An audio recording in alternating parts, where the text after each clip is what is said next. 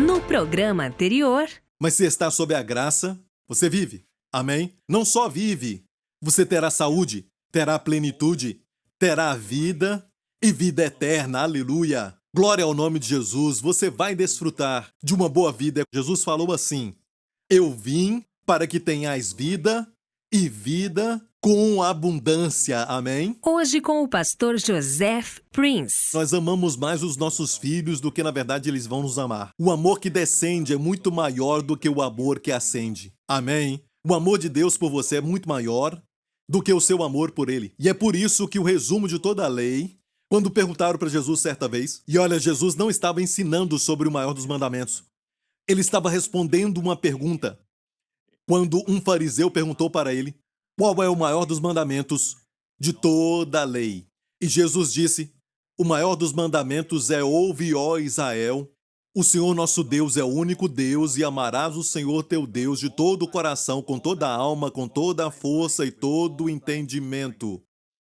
Alguém já amou a Deus? Qualquer homem já amou a Deus dessa forma? Não. Somente um homem. Somente um. Que caminhou na terra perfeitamente.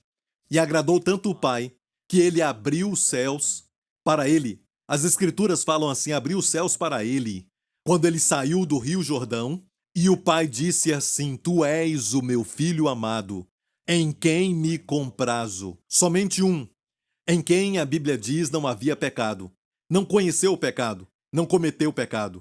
Amém? Ele viveu na terra e veio fazendo bem, curando a todos os oprimidos do diabo.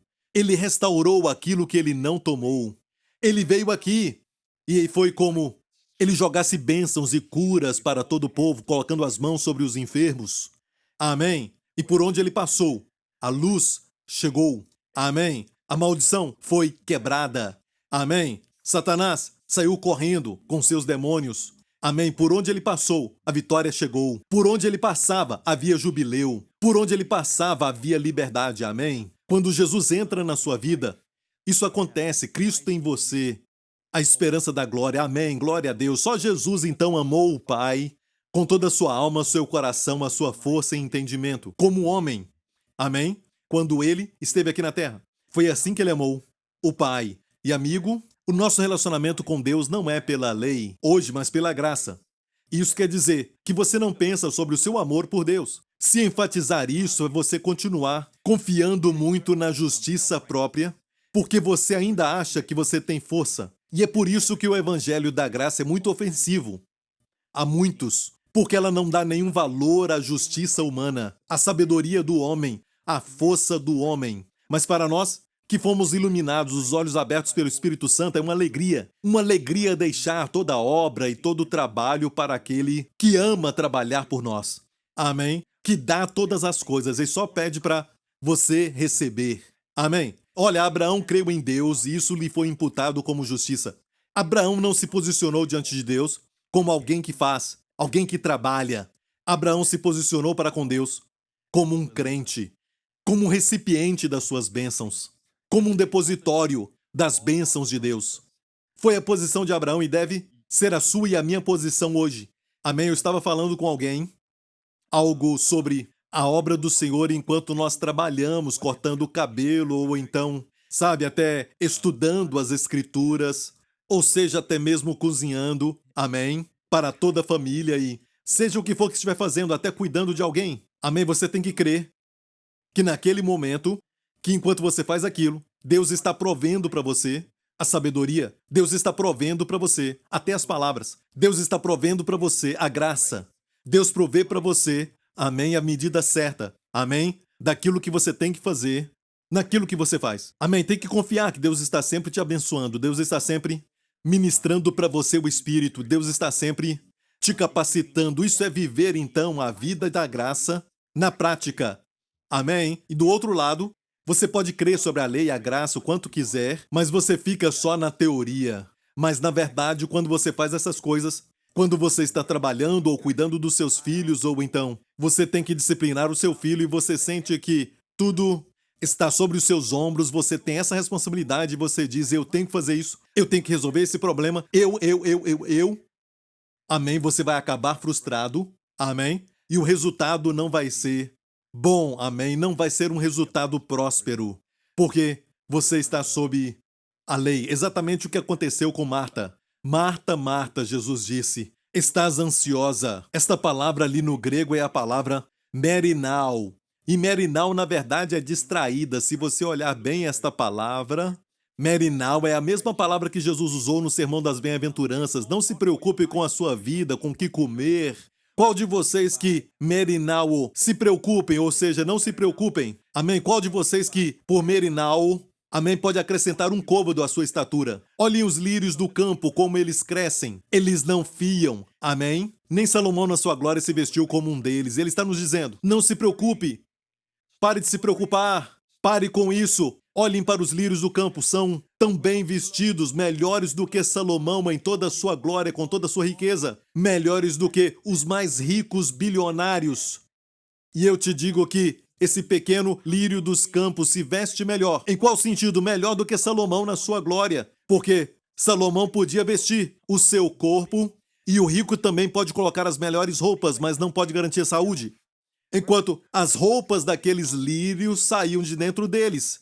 Amém? Se não for saudável, vai murchar, vai ficar marrom, a folha vai cair. Mas Jesus falou, olhem para os lírios, como eles crescem, quer dizer que eles eram saudáveis. Amém? Era vestido por dentro por Deus, aleluia. Ele está falando da sua saúde, meu amigo. Pare de se preocupar e a saúde vai brotar para você rapidamente. Em nome de Jesus, eu falo contra todo o estresse, os cuidados, a preocupação e a ansiedade que tomou conta de você. E em nome de Jesus, eu ordeno que eles saiam da sua vida, em nome de Jesus. E eu libero sobre você agora a agressiva e sobrenatural Shalom, paz de Deus, para proteger a sua mente e o coração. Agora mesmo, amigo, em nome de Jesus. Uau! Aleluia! Temos que crer. Viver sob a graça é sempre crer que Deus está provendo. Deus provê. Olhe em Gálatas capítulo 3. E o problema na igreja da Galácia era que Paulo falou assim, ó insensatos Gálatas. E olha aqui, eles eram crentes. E o que faz os crentes hoje insensatos? Estúpidos. Amém? Idiotas. E Paulo então declara, quem vos fascinou? E a palavra aqui é muito forte, porque tem a ver com feitiçaria. Quem colocou um olho grande, é assim que os judeus traduzem, colocou um olho grande, para não obedecer, diz a verdade. A nossa obediência hoje é obedecer à verdade. Você está obedecendo à verdade, meu amigo?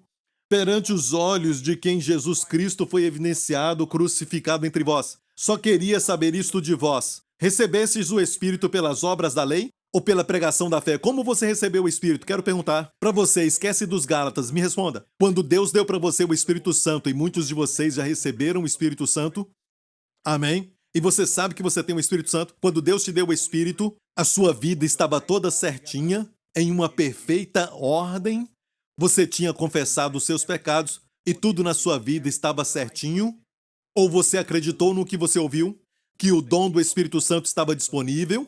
E Jesus naquela cruz, amém, pagou pelos seus pecados, a questão do pecado já foi eliminada de uma vez por todas pelo sangue, e ele ressuscitou dos mortos, e o Espírito Santo na antiga aliança, no Antigo Testamento não tinha sido dado porque Jesus ainda não tinha sido glorificado. Mas olha, hoje vivemos depois que Cristo foi glorificado. Então o Espírito Santo é dado, mas o Espírito Santo não é dado porque você fez algumas obras boas, amém? O Espírito Santo não é dado porque você foi muito santo. O Espírito Santo é dado porque Jesus foi glorificado. Como eu e você somos justificados, não pelo que fazemos, mas porque Cristo foi crucificado. Amém? Ele tomou o nosso lugar, ele foi o substituto dos nossos pecados, amém? E Deus nos justificou. E se Deus nos justificou, quem nos condenará? Amém?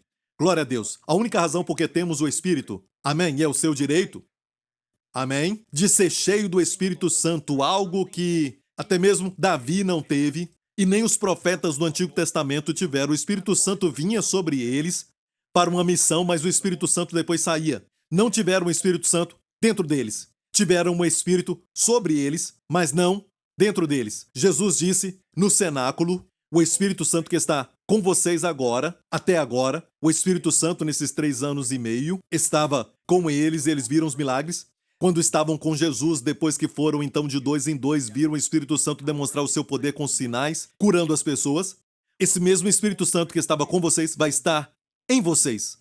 Amém? Ele vai estar em vocês. E hoje temos o Espírito não porque fizemos coisas boas, mas porque Jesus foi glorificado. Aleluia! E foi o que Pedro falou no dia de Pentecostes.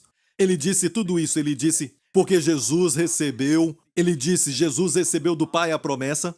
Ele derramou o seu Espírito. O que vocês estão vendo e ouvindo, ele falou para a multidão. Aleluia! Porque Jesus foi glorificado. Eu tenho o Espírito Santo, você tem o Espírito. É a única razão.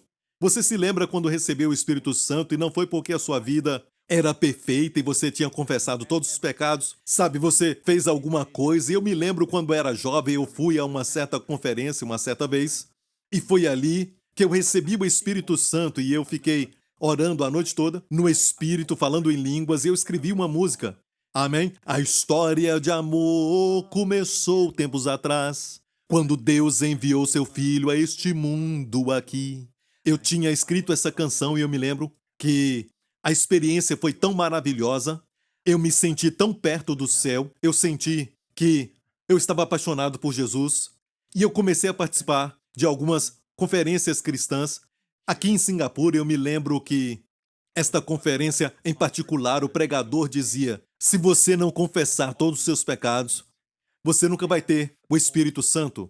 E eu me lembro que ele disse assim, você tem certeza que o que você tem é o Espírito Santo? Ele me fez duvidar. E ele tinha uma lista e eu levei aquela lista para casa e ele dizia assim, você confessou aquilo e aquele outro. Você confessou e eu me lembro que uma delas era, você confessou se você já leu aquela revista de comédia. E infelizmente eu me lembro que eu tinha adquirido essas revistas na época porque eu era bem jovem e gostava delas. E olha, até isso estava na lista. Você confessou e eu me lembro que eu tinha me envolvido com o ocultismo por um tempo, mas mesmo depois de Jesus me salvar e me encher com o Espírito Santo, eu não tinha confessado nada disso, mas ele então colocou ali naquele questionário, você deve fazer isso, você deve confessar tudo isso, depois você recebe o Espírito Santo.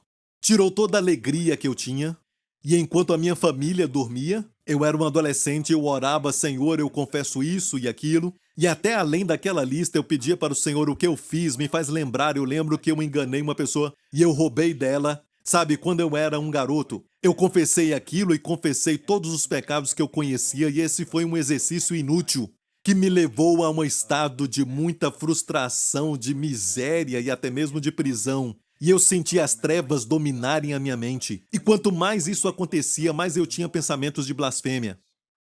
Pensamentos contra Deus. E tudo começou quando eu tentei justificar a mim mesmo com as minhas obras.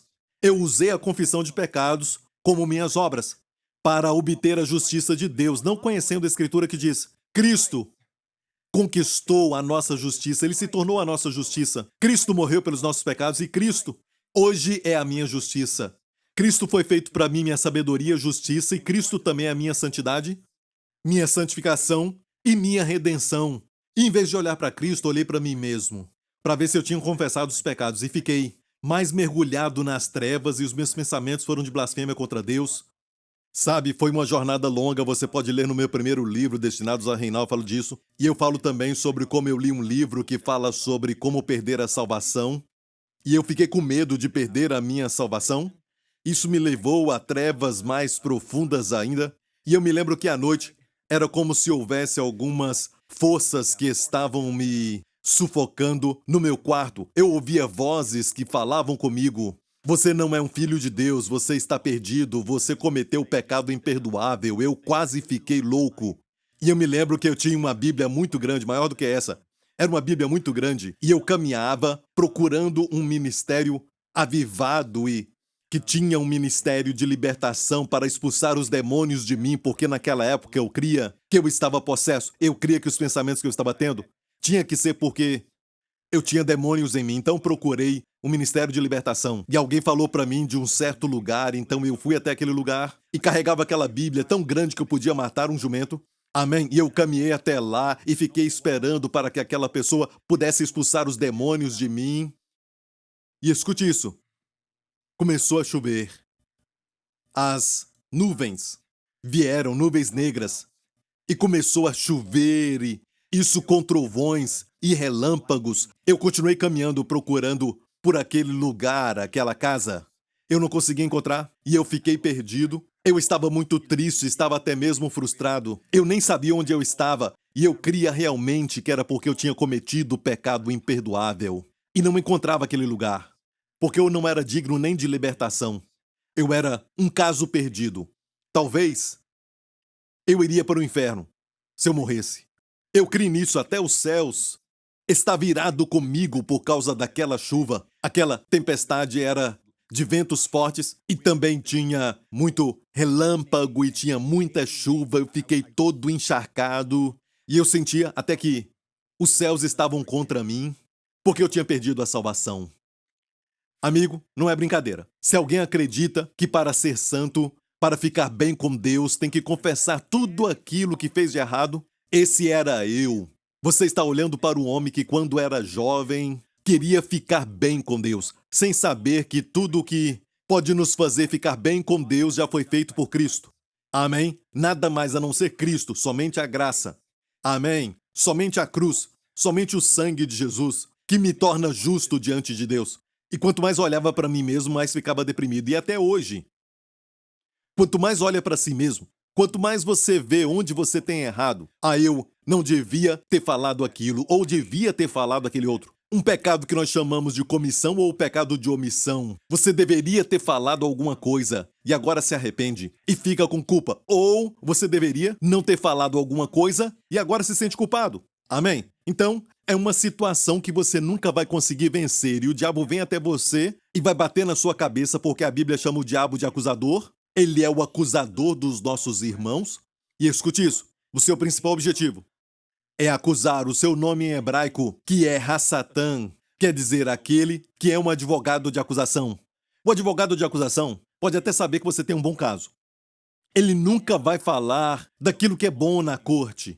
Ele sempre vai mostrar as partes ruins. Amém? E nós sabemos muito bem que nós não temos só alguns, mas temos uma multidão de coisas erradas que ficam olhando para nós diretamente. Amém? Olha, quanto mais olhar para si mesmo, mais vai haver desespero, trevas. Quanto olha para si mesmo, não há nada, só depressão.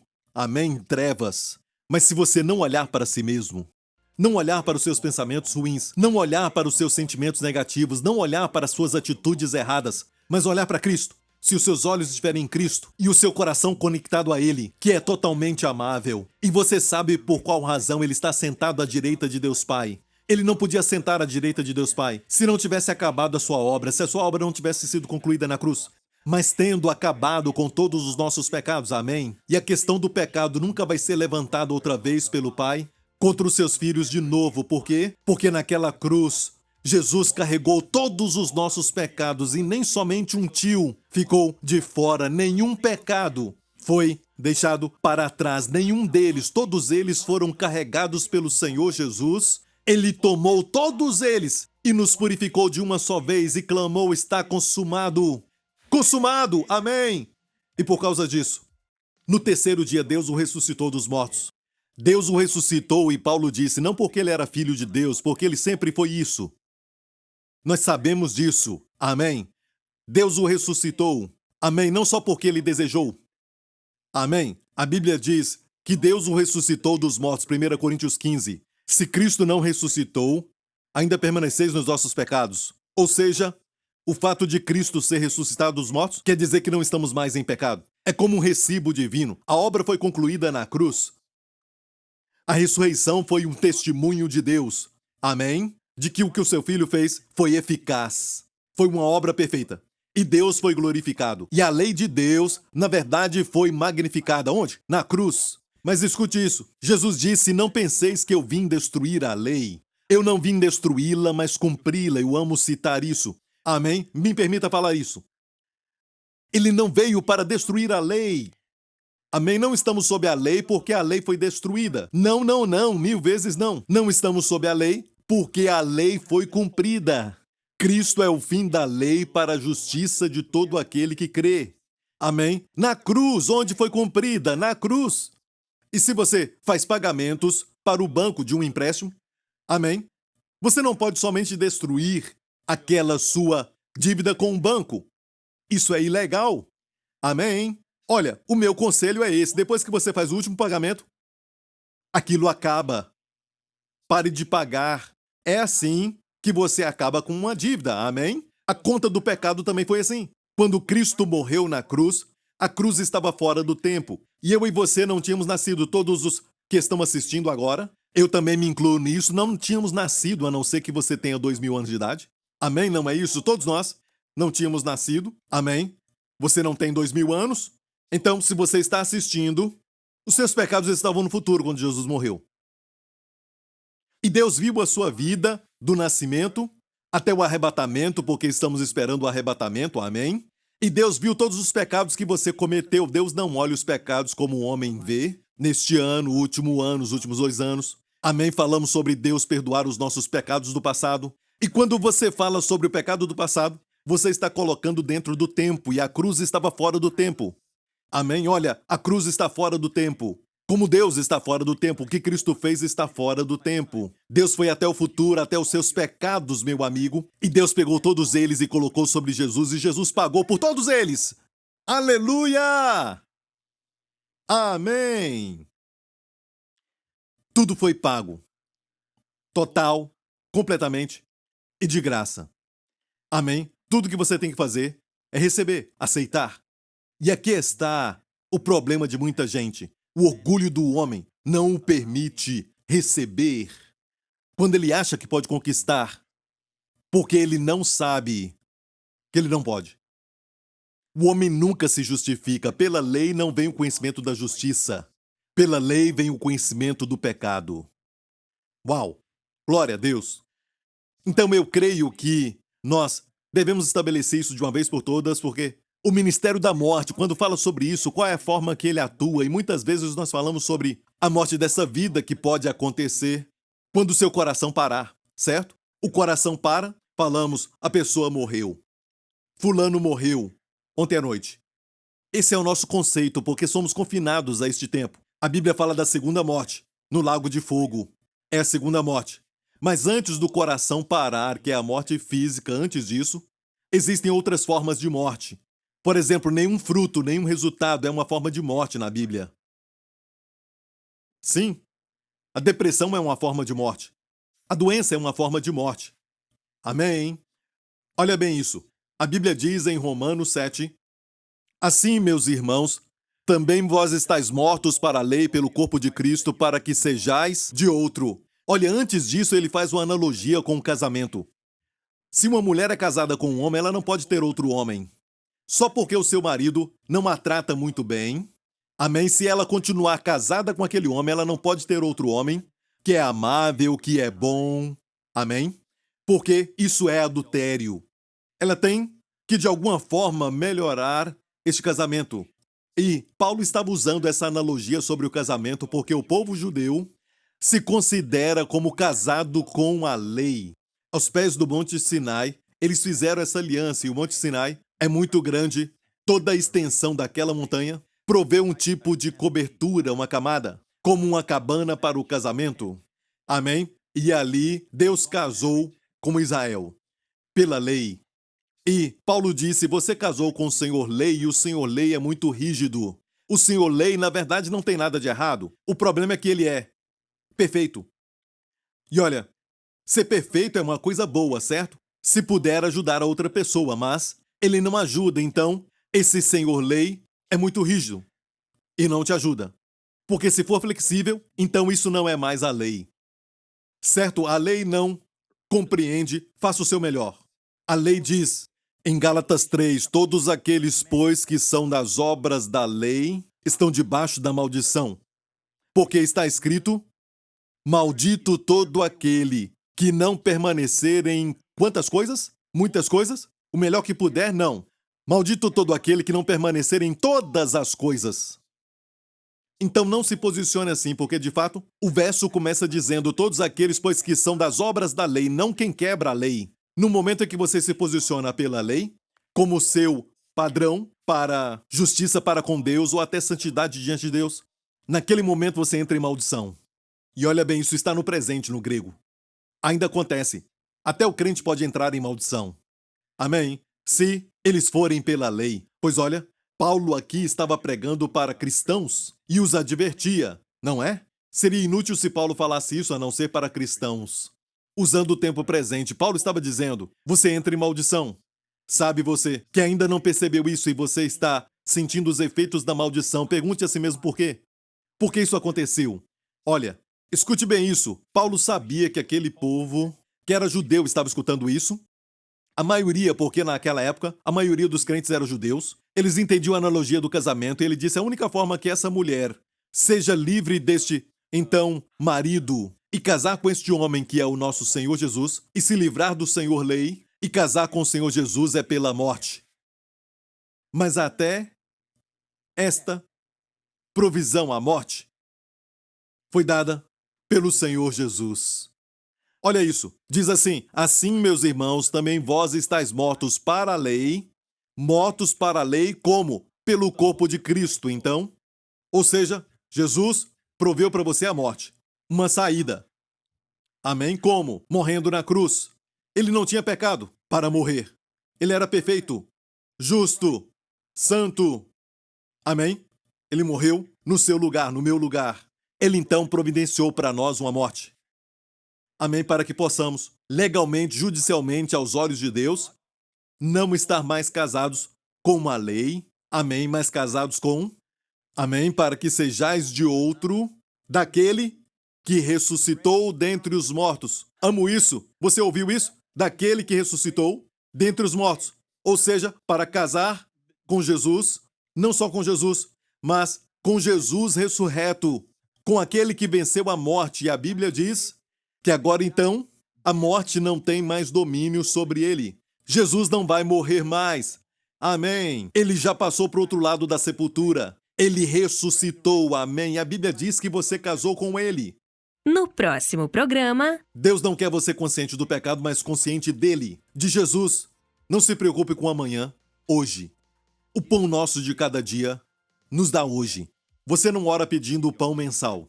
Deus sempre nos dá o pão de cada dia. Viva um dia de cada vez. Viva sempre no presente.